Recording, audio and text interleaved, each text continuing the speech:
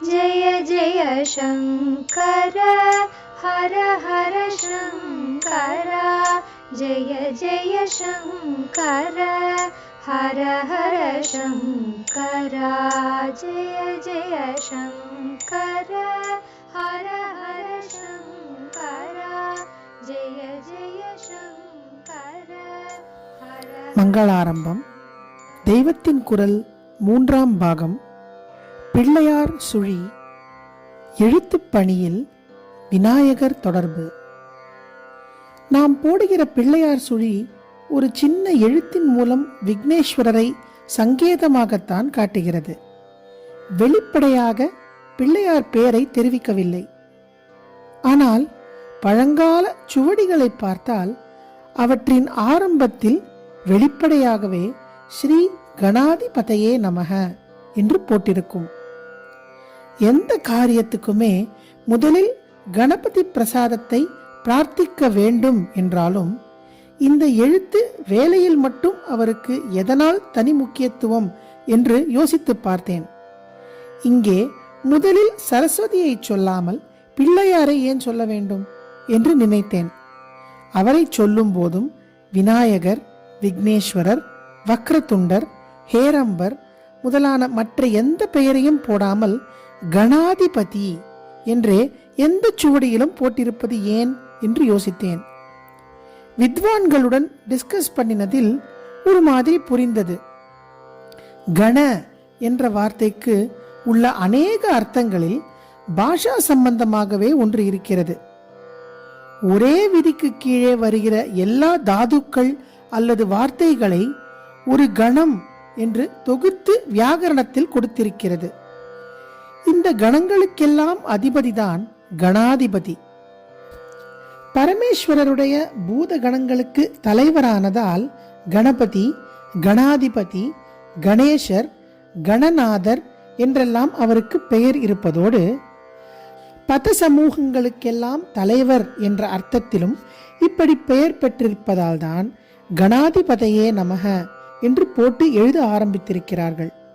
விநாயகர் பிரணவஸ்வரூபம் என்றால் அந்த பிரணவம் தானே சகல சப்தங்களுக்கும் வார்த்தைகளுக்கும் ஆதாரம். அதனால் அவரை பத சமூகங்களின் அதிபதியாக கொண்டு எழுத ஆரம்பிக்கும் போது முதலில் நமஸ்காரம் தெரிவிப்பது பொருத்தந்தான். இன்னொரு காரணம் கூட சொல்லலாம். அவரே பெரிய எழுத்தாளராக இருந்திருக்கிறார். லோகத்திலேயே பெரிய புஸ்தகம் எது என்றால் மகாபாரதம் தான் என்று எவரும் சொல்வீர்கள். யாராவது ஏதாவது நீட்டி முழக்கினால் அந்த மகாபாரதம் எல்லாம் வேண்டாம் என்கிறோம். 1,00,000 கிரந்தம் கொண்டது பாரதம். பஞ்சமோ வேதக, 5வது வேதம் என்று அதற்கு பெயர். மற்ற 4 வேதங்கள் எழுதா கிளவி, எழுத்தில் எழுதப்படாமல் காதால் கேட்டு மனப்பாடம் பண்ணியே ரட்சிக்கப்பட வேண்டியவை.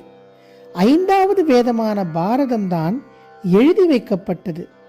வேதவியாச பகவான் சொல்ல சொல்ல அதை சாக்ஷாத் மகாகணபதி தான் மேரு சிகரத்திலே எழுதினார். அதனால் அவர் எழுத்தாளராகிறார்.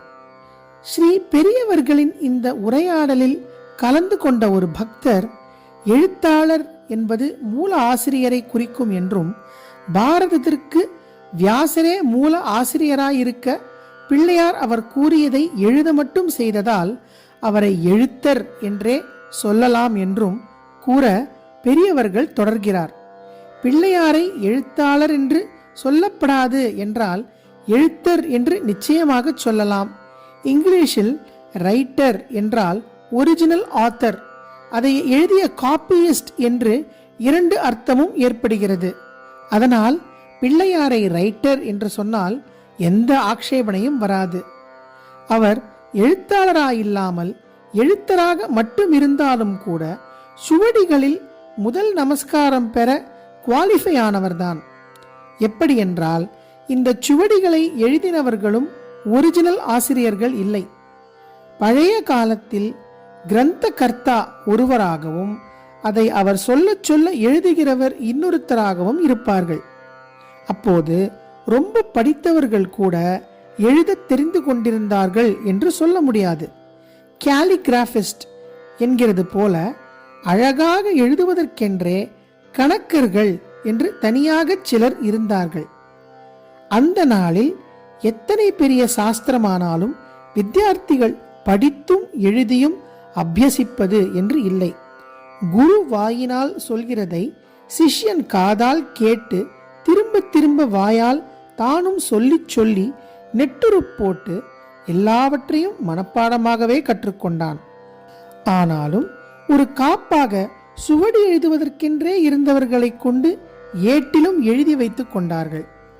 இந்த கணக்கர்கள் பாரதத்தை எழுதி வைத்த கணாதிபதியையே தங்களுக்கு முதல்வராக நினைத்து முதல் நமஸ்காரம் தெரிவித்தது நியாயந்தான். தன் தந்தத்தையே உடைத்து அதை எழுத்தாணியாக வைத்துக் கொண்டு எழுதினார். யானையின் பெருமைக்கு முக்கிய காரணமே தந்தந்தான். இறந்தாலும் 1000 பொன் என்பது தந்த மதிப்பை வைத்துத்தான். அப்படிப்பட்ட தந்தத்தை லோகத்தில் தர்மநூல் தெரியணும், பரவணும் என்பதற்காக முறித்து பரம கருணையோடு விக்னேஸ்வரர் எழுதி வைத்தார். பிரணவஸ்வரூபமாகவும் தெய்வங்களில் அக்ரஸ்தானம் வகிப்பவராகவும் சாக்ஷாத் பார்வதி பரமேஸ்வராலின் ஜேஷ்ட குமாரராகவும் இருக்கப்பட்ட மகா கணபதி தர்ம பிரச்சாரம் பண்ணணும் என்பதற்காக வியாசருக்கு குமாஸ்தாவாக ஸ்கிரைபாக தம்மை குறைத்து கொண்டு பாரதத்தை எழுதினார். நடராஜாவே மாணிக்க வாசகர் பாட எழுதினார். கிருஷ்ண பரமாத்மாவும் கீத கோவிந்தத்தில் அதன் ஆசிரியரான ஜெயதேவரின் வேஷத்தில் வந்து ஒரு அடி எழுதினதாக கதை இருக்கிறது. ஆனால் அலுக்காமல் சலிக்காமல் 1,00,000 ஸ்லோகம் எழுதின சுவாமி பிள்ளையார்தான். இதனால் ஸ்ரீ கணாதிபதையே நமக என்று அவருக்கு கும்பிடு போட்டுவிட்டு எழுதுகிற எவருக்கும் நிறுத்தாமல் தங்கு தடையில்லாமல் எழுதும் சக்தி வந்துவிடும். இவர் எழுதுகிற வேகத்துக்கு ஈடு கொடுத்து கம்போஸ் பண்ண முடியாமல் தான் வியாசர் பாரத குட்டு என்கிற அநேக சிக்கலான ஸ்லோகங்களை அங்கங்கே சொல்லி இவரை கொஞ்சம் யோசனையில் நிறுத்த பண்ணி அதற்குள் சுதாரித்து கொண்டு மேலே சொல்ல ஆரம்பித்தார். நாம் பிள்ளையார் குட்டு குட்டிக் கொள்கிறோம் என்றால் வியாசரோ பிள்ளையாருக்கு பாரதத்தில் குட்டு வைத்தார். கன்னட பாஷையில் குட்டு என்றால் ரகசியம், மர்மமான புதிர். அநேக கன்னட வார்த்தைகளை தமிழ் எடுத்து கொண்டிருக்கிறது. அதனால்தான் தமிழில் கூட குட்டு உடைஞ்சு போச்சு என்கிறோம். பிள்ளையாருக்கே கொஞ்சம் புதிராக வியாசர் பண்ணின ஸ்லோகங்களுக்குத்தான் பாரத குட்டு என்று பெயர். ஆனாலும் அவர் ஞானஸ்வரூபமானதால் அடுத்த க்ஷணமே அவருக்கு குட்டு உடைஞ்சிடும், மறுபடி எழுத ஆரம்பித்து விடுவார். அப்படிப்பட்டவரை ஸ்மரித்துவிட்டு எழுதத் தொடங்கினால் எந்த சிக்கலான விஷயமும் நொடியில் தெளிவாகி மேற்கொண்டு எழுதி கொண்டு போக முடியும் என்ற நம்பிக்கை ஸ்ரீ கணாதிபதையே நமக என்று ஆரம்பிப்பதால் உண்டாகும். ஜெய ஜெய சங்கர, ஹரஹர சங்கர, மகாபெரியவா சரணம். जय जय शंकर हर हर शंकर, जय जय शंकर हर हर शंकर, जय जय शंकर हर